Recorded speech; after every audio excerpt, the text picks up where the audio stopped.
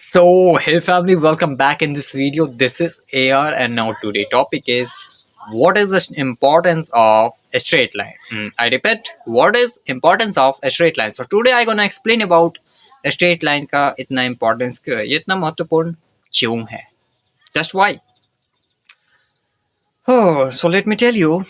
According to topic सबसे पहले हम ये समझते हैं जो कि रेट करता है टॉपिक से कि स्ट्रेट लाइन क्या होता है।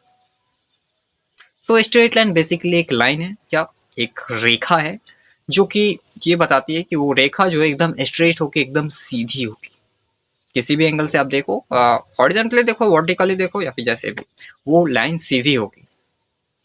अब कंपैरिजन के लिए हम समझे तो लाइंस तो वैसे बहुत प्रकार की होती हैं, बहुत तरीके की। वो लाइंस अलग अलग चीज़ों को दर्शाती हैं, दिखाती हैं, इमोशन को हिट करती है, ऐसा कुछ बोल सकते हो। बट उस सभी लाइन वैसे अपनी अपनी जगह पे इम्पॉर्टेंट है, बट स्ट्रेट लाइन सबसे पहले हम लोग के लिए मायने रखती है। और में भी आप जब अदर आर्ट की फैकल्टीज में जाओगे या फिर नॉर्मल ड्राइंग की बेसिक क्लास भी आपने कहीं ली होगी तो आपको स्ट्रेट लाइन के ऊपर वार्म अप कराया गया होगा सबसे पहले, ठीक है। अब ऑनलाइन देखो या ऑफलाइन देखो, कहीं से देखो, तो इन लाइन्स के बारे में तो आपको बताया गया होगा प्रैक्टिस करने के लिए।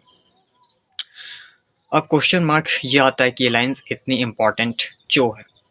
तो एक्चुअली ये इतनी इंपॉर्टेंट इसलिए है, कंपैरिजन के लिए, जैसे कि हमने कर्व लाइन लिया, ठीक है। कर्व लाइन टेढ़ी होती तो है लाइन की तरह, मतलब स्ट्रेट लाइन की तरह ही, बट इसमें डिफरेंस ये है कि स्ट्रेट लाइन सीधी ही होती है बट कर्व लाइन वो टेढ़ी हो जाती है, थोड़ी सी मुड़ जाती है, बैंड हो जाती है थोड़ी, ठीक है। अब जिसके कारण होता क्या है, कर्व लाइन में और स्ट्रेट लाइन में हमें दो चीज़ तो देखनी ही पड़ती है।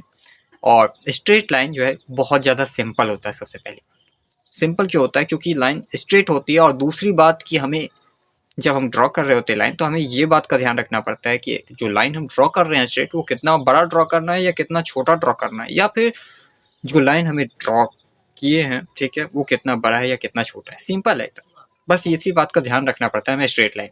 और इसी के बेस पे हम कई तरीकों की स्टडीज करते हैं, स्टिल लाइफ में हो, फिगरेटिव ड्राइंग में हो, या फिर जो भी हो। ओके, नाउ अब हम कंपैरिजन करें कर्व लाइन से, तो इसमें क्या है कि ये चीज़ सेम वैसी वर्क कर रही है। इसमें पता चल जाता है ऊपर से नीचे तक का लेंथ या ब्रीथ जो भी है कर्व का क्या है। बट इसमें सबसे ज़्यादा डिफिकल्ट फेस जो होता है वो ये होता है कि कर्व डिटेल का पार्ट हो जाता है, और जिसमें कर्व में वो चीज़ जो है हम ड्रॉ कर रहे हैं कर्व, वो कितना कर्व होगा ये थोड़ा डिफिकल्ट होता है बताना या सोचना। अब दूसरी बात हम ये फिर समझ लेते हैं कि एक बार फिर कि ये किस प्रकार से और इम्पॉर्टेंट है। अब एग्जांपल के लिए, फॉर एग्जांपल हम ये दोबारा देख लें, दोबारा आई मीन दूसरा एग्जांपल देख लें, तो हम लोग समझ सकते हैं स्ट्रेट लाइन इतना इम्पॉर्टेंट है कि हमें सिंप्लीफिकेशन के वक्त स्ट्रेट लाइन का ही यूज़ मतलब करने को बताया गया है, जैसे भी दिखाया गया, डिमॉन्स्ट्रेट किया गया।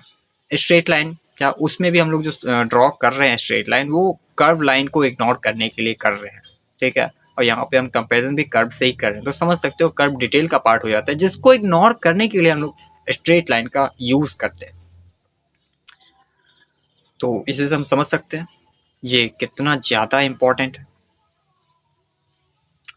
सो अब दूसरी बात, दूसरी या तीसरी बात आई थिंक जो भी है, स्ट्रेट लाइन का जो हम मेन यूज करते हैं वो अपनी प्रपोर्शन जजमेंट जब हम कर रहे होते हैं, किसी सब्जेक्ट का प्रपोर्शन जज कर रहे होते हैं, उस वक्त बहुत ज़्यादा यूज होता है। मे भी शायद मैंने अभी बताया भी कि हाँ, स्टडीज़ के तौर पर स्टडीज जो हम करते हैं तब इसका बहुत ही ज़्यादा यूज होता है, क्योंकि हम सब्जेक्ट को वर्टिकली और हॉरिजॉन्टली कितना वो सब्जेक्ट बड़ा है या चौड़ा है जो भी है वो देख रहे होते हैं, जो कि लाइन्स के थ्रू और स्ट्रेट लाइन के थ्रू पता चल जाता है।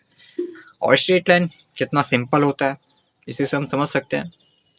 That's it. I will see you in the next video. तब तक के लिए bye bye, tata, take care.